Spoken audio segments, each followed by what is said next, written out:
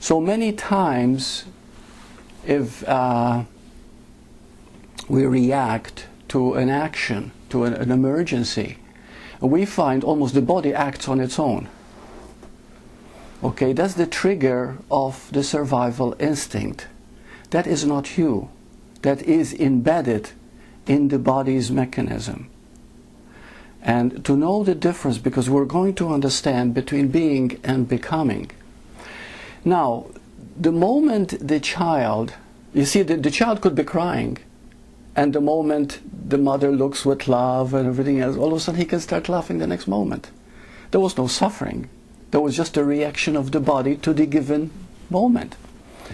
But when the child is given a name, Mary or John, and he starts feeling his body, and they keep referring to him as the body, then what happens is that the impressions and the experiences of the body become collected and become thoughts. Thoughts are impressions of experiences that we've had in our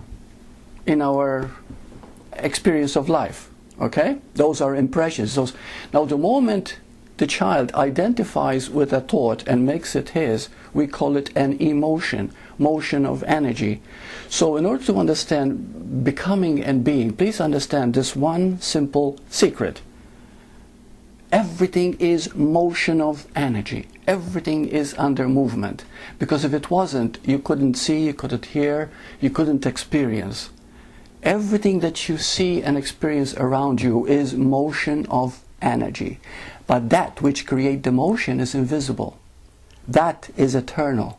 That is the divine. That is the infinite. And that is the nature of the child, which all of us are, which is called pure awareness.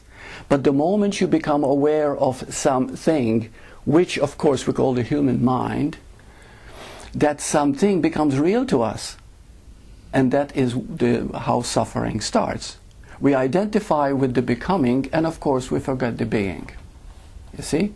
Now the point is not to forget the becoming, but to see that being is behind it all. Being is all that there is, and it appears as becoming.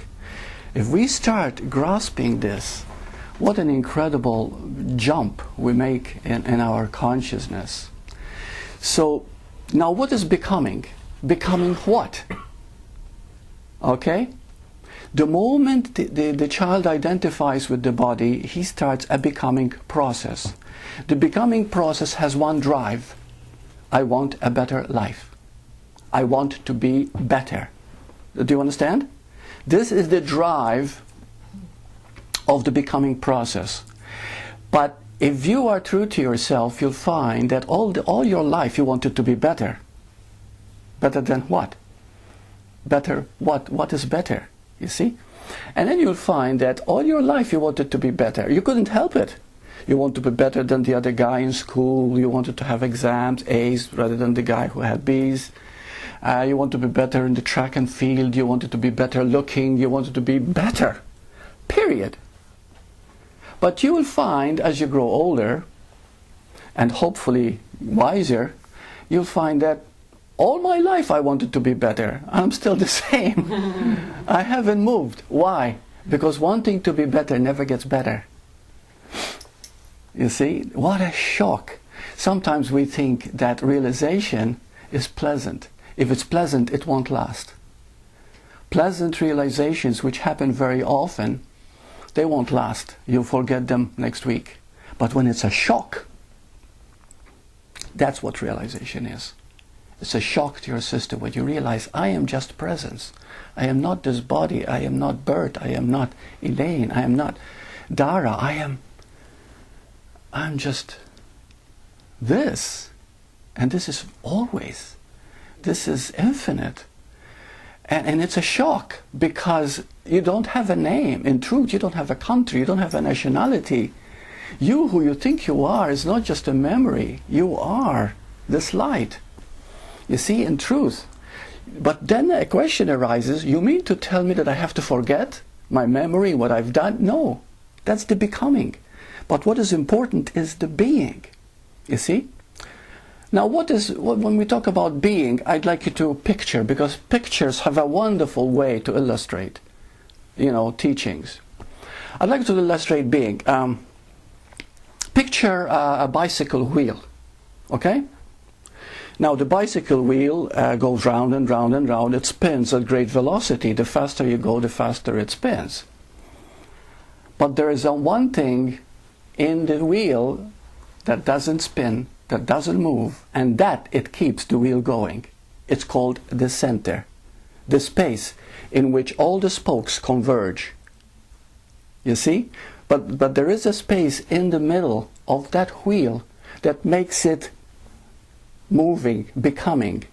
But the center, which gives it life, which makes it possible to be diametrically, to be perfect in its action, is a still point. It's been said that even a cyclone, hurricane, has a center which is still. Everything comes from that still center, from that being. You see? So whatever we see as a becoming, it's all coming from being. Whether it's ego, whether it's fear, everything is coming from being. But it is the misunderstanding that gives it these interpretations. It is the misperception of the mind and thought that gives it the lack of clarity on what is happening. So, so being is that center point. Now, I'd like to discuss the question: why is there so much suffering? What causes suffering? See? And this would be very interesting. I learned this in psychology, and I use it in supersentient sessions that I do with clients. And this is called brainwave activity. And I'd like you to, I'll make it very, very brief, because if we start understanding brainwave activity, then we're going to understand what causes suffering. Now, you see, the moment we identify with me personally, we automatically separate. Well, we can't help that. This is the nature of separation, right? And so we forget being. So every time you make a me or mine, you have that idea of me or mine, you are automatically creating a cycle in the brain. Okay?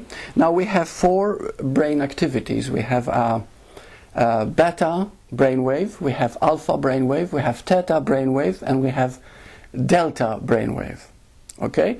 Now the beta brainwave is the brainwave that is everyday life, when you're active, busy, answering phone calls, blah blah blah, going back and forth like this. The alpha brainwave is when you become still, meditate, listening to a beautiful piece of music, you relax at the beach, enjoy yourself in the sun. Everybody wants that alpha state. Alpha is a very euphoric, I'm relaxed state. Okay? Then we have the theta state. The theta state is the dream state. It can be very, very active. Sometimes you can wake up perspiring. Okay? This is it's a dream state. And then we have the delta. Delta is the deep sleep state. Now, when a person awakens to his true nature, he becomes awake to all 4 states. But the average person, when they are in deep sleep, they have no idea that they are alive in deep sleep. They only know, they have some awareness only in the dream state. So we go deeper and deeper. This is how the brain activates, because the brain is what makes the senses seem. They all come from consciousness. You see? But it activates the senses. Now, when the brain quiets down, which means the nervous system quiets down, then you get closer to that still point. You see, which is the center. And when you come to that still point, then you begin to realize things you never realized before. The more active you are, the more ignorant you are about life. But that doesn't mean activity is wrong. You see? It depends how if you realize that you're not a doer, activity is happening. But God is doing it all, which of course I am, right? I am is the divine. It's doing it, then I'm okay.